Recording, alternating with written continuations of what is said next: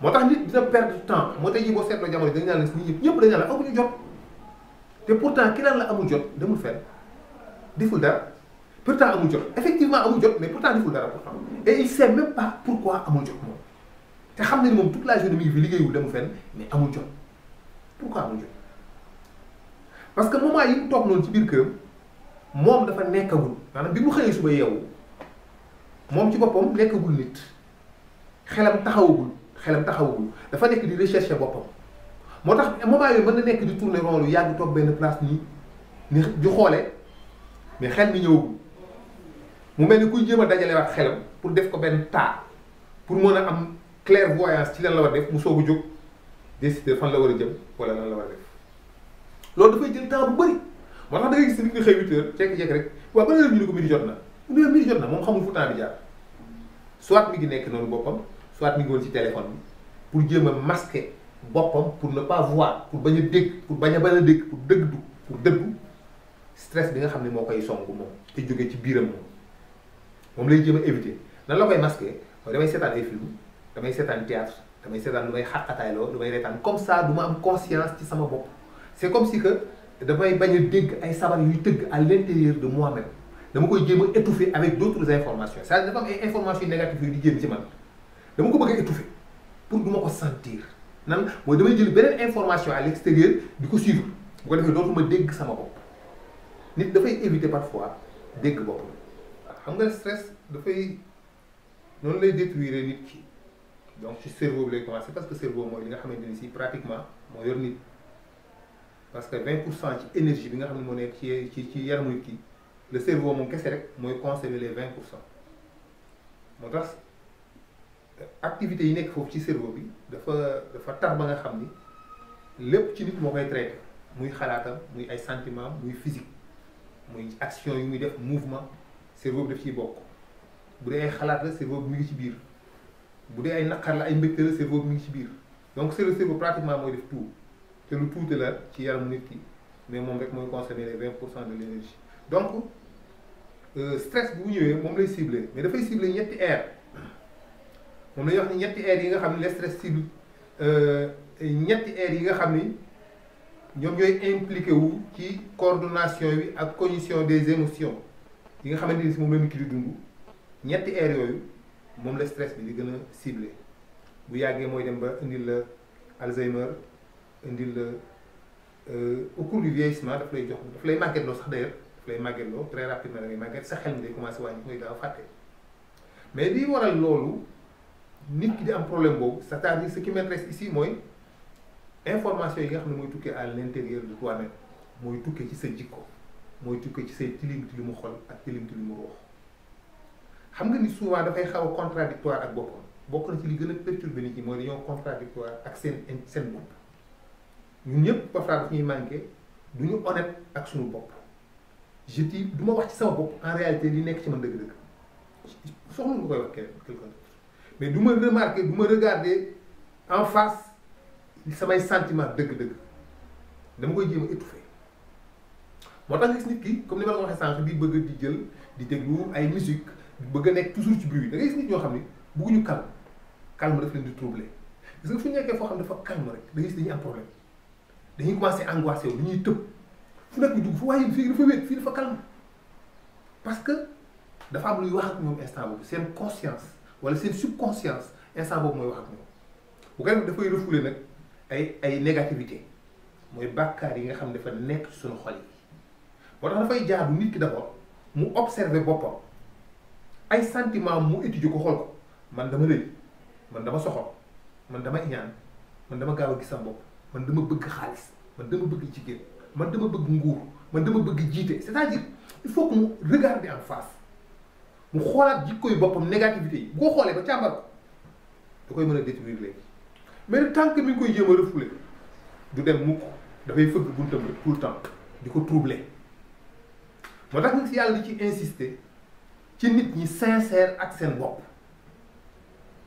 xam nga bi muy wax ni atii'u llaaha wa rasuulahu wa laa tawallaw anhu wa antum tashma'uuna su nga foofu loolu c'est tellement psychologique aaya boobu wa laa tawallaw anhu wa antum tashma'uuna bu leen dëddu ginnaaw bi ngeen déggee wax boobu mooy la bul dëddu ginnaaw bi nga dégg wala tawalaw anhu bu leen ko dëddu wa antum fekk yéen tasmauna dégg ngeen te wala takunu kallazina xaaloo sami'na wa hum la yasmauna xam nga bul wax bul dëddu ginnaaw bi nga déggee dëddu boobu firiwul ma jóg dem mooy da nga commencé di wax lu ma déranger rek ma bloqué sama nopp maa ngi lay dégg nii mais li ngay wax bàyyituma ci xel refusé naa lu yàgg bloqué naa sama bopp yàgg li ngay wax duggatuma parce que arrangé wu ma parce que neexuma parce que da nga may jam ay paaka parce que li ngay wax en réalité c'est moi te loolu daf may déranger bu ko defee bi ngay wax dama lay jéem a étouffé wax bi non nangam mooy dama la dëddu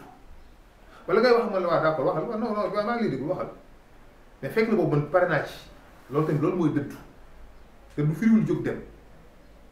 tëddu mooy ma toog nga toog ni ngay wax mais déglootuma la génn naa ci wax ji bloqué naa sama intérieur bloqué naa sama xol parce que li ngay wax daf may déranger pourquoi mu may déranger parce que dafa nekk réalité ci man moo tax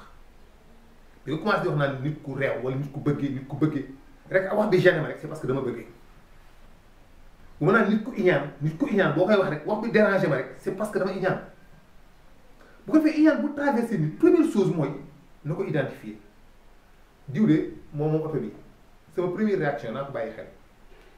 dama sama première réaction mbégte la wala naqar la je me sens content na loolu bu amul rek c'est parce que am na benn maladie benn feebaru kañaan bu nekk sama xol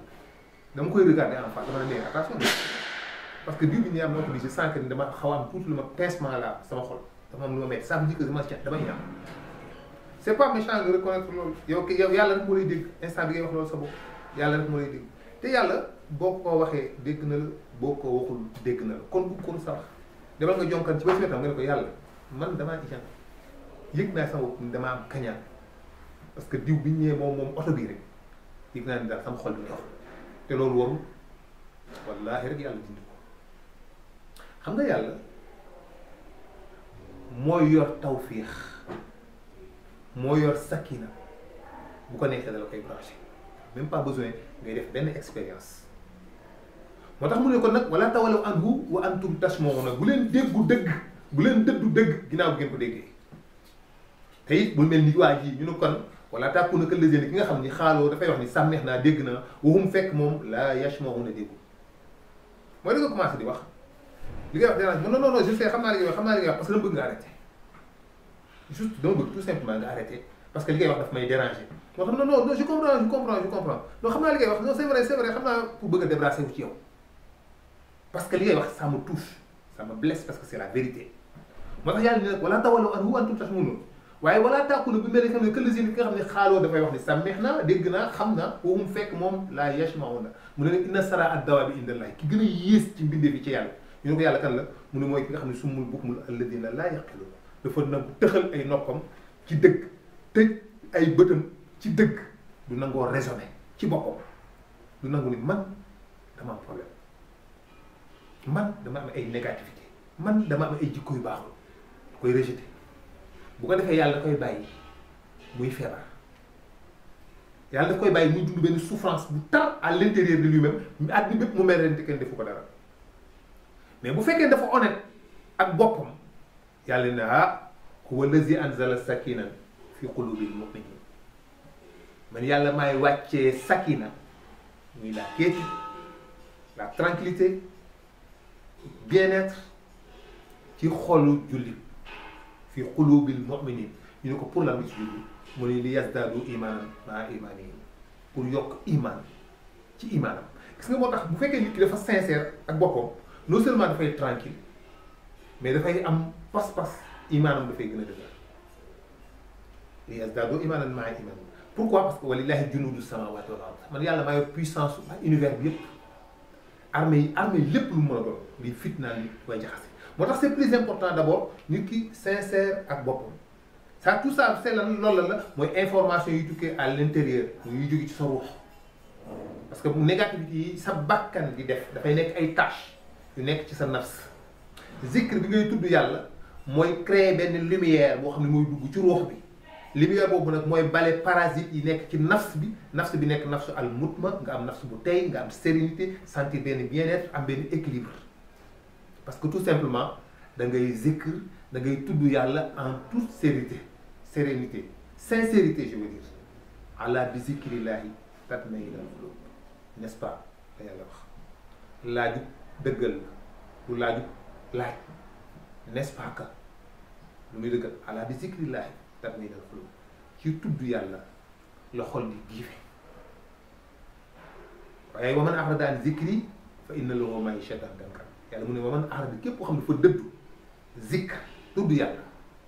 fa inna lahu ma'ishatan dankan dana am dund gu bare xat-xat nga dund gu bare xat-xat ci yàlla fi mu yàlla teg la ay problème mu sa saret bi kii na sa mbaam ma rëcc na sa doom ji feebar na sa mbaar ma daanu na non non non yàlla dafay tout simplement jël xat-xat ak naqar wàccee ko sa dënn la toog di la xool nga nekkee fitna bu tar dëkk ci palais or gën a metti àddina que dëkk ca mbalit parce que tout simplement da nga génnee yàlla partie boobu ci moom wala sa existence bu baax moo tax ce qui est plus important bokk na ci d'abord nit ki évoluer boppam ci côté boobu mais information yi nga xam ñuy tukkee à l'extérieur mu yi ngay jot mu lay stressé nga romb bërëb bu ñaaw mu am lu mu def ci yow xam nga nit lépp loo gis wala loo dégg rek am na ci yow benn impact fas buy dem nga romb nga xool ko am na ci yow benn jeexit mu def ci yow benn sentiment bien-être lu positif wala lu négatif mbaam muy daw nga romb ko nit ki romb avion bi romb picc mi naaw romb gunóor boo gis muy dox n'importe quoi son boo dégg image boo gis am na benn jeexit ci sa ruux am na benn jeexit ci sa nafs am na benn jeexit ci sa xol boo xam ne mën na nekk lu positif wala comme mu nekk lu négatif parce que information yooyu bu demee ba ci sa biir jëmm leneen lay nekk dootul nekkati li mu doonoon day nekk leneen loo xam ne yow mënoo ko comprendre parce que en réalité c'est compliqué gis ak dégg bu luñ ko foog lan mooy dégg dégg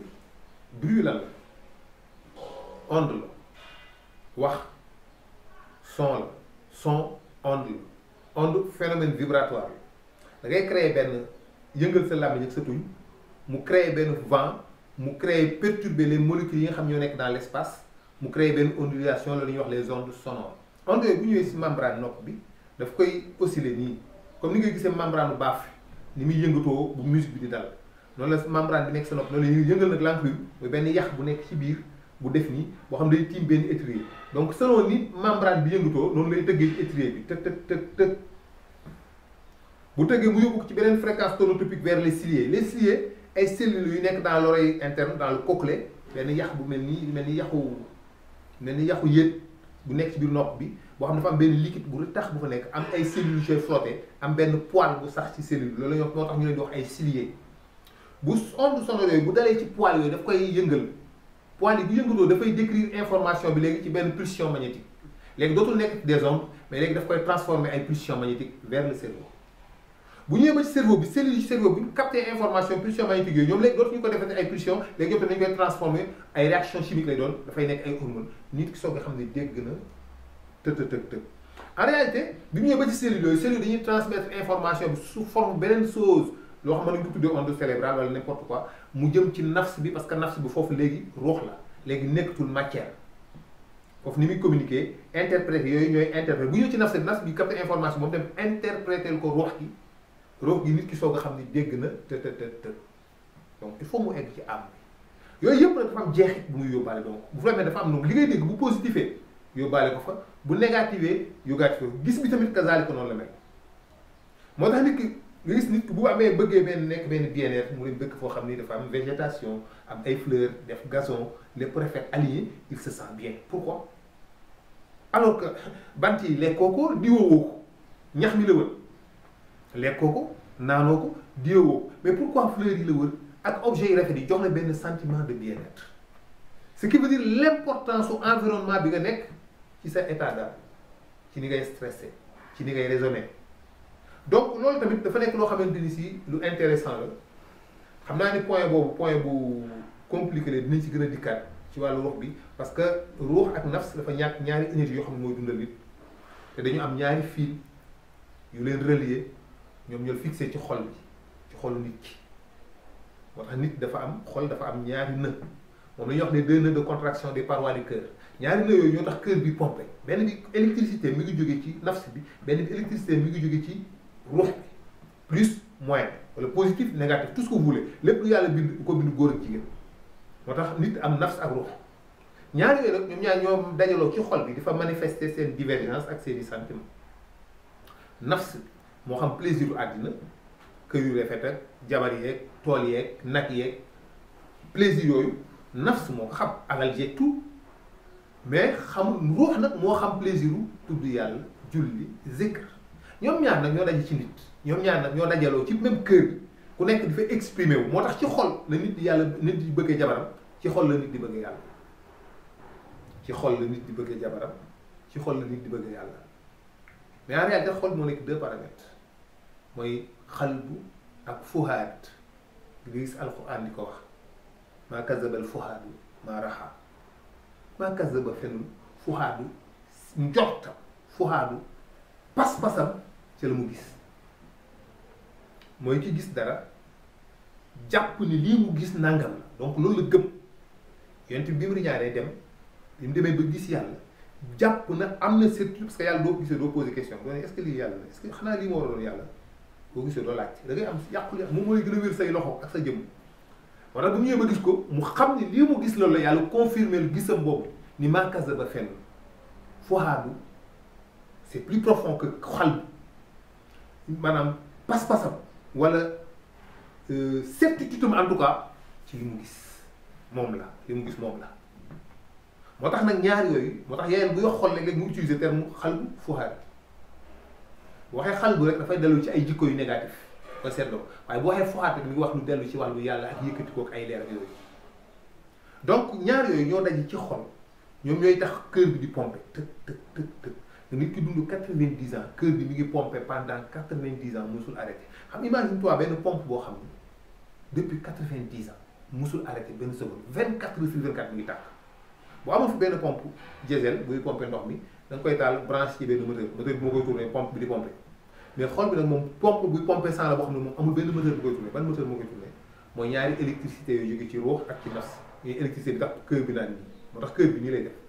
buy pomper du pomper nii pëk pëk pëk pëk mais nii lay def moo tax ñu tudd xal day weñu ñoom ñaar ñooy defante nii mooy créer benn kii boobu muy pomper le sang pendant 90 ans musul arrêté benn seconde yi koy provoqué mooy ruux ak nafs bu ko defee incha allah bu ñu dellu suwaatee dinañ gën a dugg ci détail boobu après wàcc nag ci point yi nga xamante ni si moo dellu ci wàllu environnement bi wàllu ci kër yi pression sociale yi n'est-ce pas ak yi nga xam ni carence moo koy indi mooy nit ñi parce que alimentation bi baaxutul au Sénégal carence yi dina tax nit ñi di stressé mu ñuy wax le stress oxydal am ci yoo xam ne chéatine yi la jinne yu bari yi fi nekk ñooy fitnaal nit ñi jaxase leen ba tax nit ñi dee stressé ak yeneen ak yeneen yeneen incha allahu dinañ si dellu si ba nga xamante ni si nit ki bu si jógee dootul am stress te lépp dina ko mën a refoulé ko dootu dara dootu ko perturbé incha allah asalaamaaleykum wa rahmatullah